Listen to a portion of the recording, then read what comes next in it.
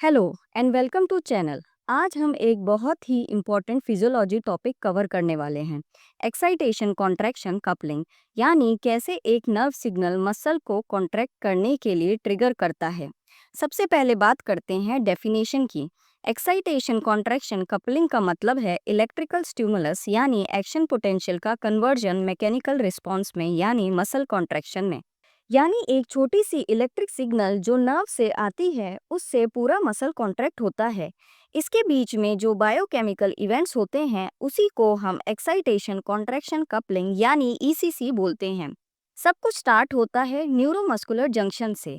जब action potential motor neuron के end तक आते हैं तो voltage gate calcium channels open होते हैं प्री सिनेप्टिक टर्मिनल पर। कैल्शियम अंदर आता है और सिनेप्टिक वेसिकल्स को स्टिमुलेट करता है। ये वेसिकल्स रिलीज करते हैं एसिटाइल कोलिन को सिनेप्टिक क्लेफ्ट में।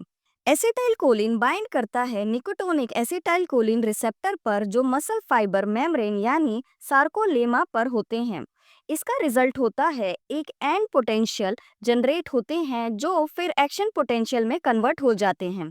अब जो एक्शन पोटेंशियल मसल मेम्ब्रेन पर बना वो स्प्रेड होता है पूरे सार्कोलेमा पर और फिर डिसेंड करता है अंदर की तरफ through T tubules. T tubules act करते हैं हाईवे की तरह जो सिग्नल अंदर ले जाते हैं ताकि हर मायोफिब्रिल एक ही टाइम पर एक्टिवेट हो सके।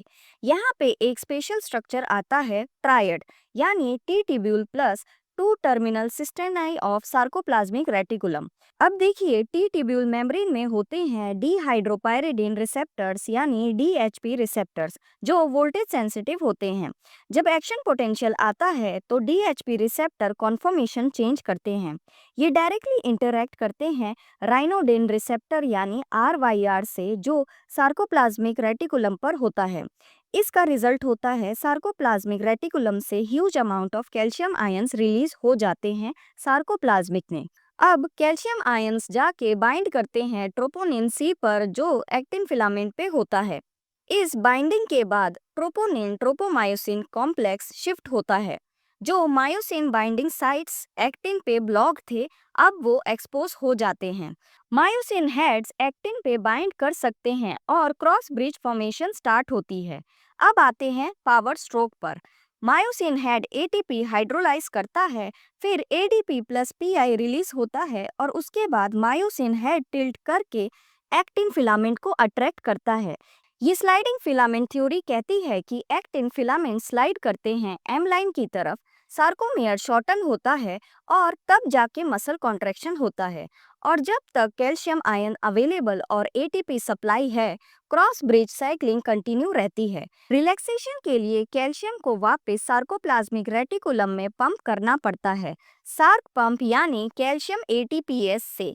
जब कैल्शियम वापस सार्कोप्लाज्मिक रेटिकुलम में चले जाते हैं तो ट्रोपोनिन कैल्शियम बॉन्ड टूट जाता है। फिर ट्रोपोमायोसिन फिर से बाइंडिंग साइट को कवर कर देता है और कॉन्ट्रैक्शन रुक जाता है। क्लिनिकल रेलिवेंस पर आए तो एक्साइटेशन कॉन्ट्रैक्शन कपलिंग के डिफेक्ट से ये प्रॉब्लम्स होती हैं। माइस्थेनिया ग्रेविस न्यूरोमस्कुलर जंक्शन पे एसिटाइल कोलिन रिसेप्टर्स अटैक होते हैं। मेलिग्नेंट हाइपरथर्मिया आरवाईआर रिसेप्टर म्यूटेशन से अनकंट्रोल्ड कैल्शियम रिलीज होते हैं।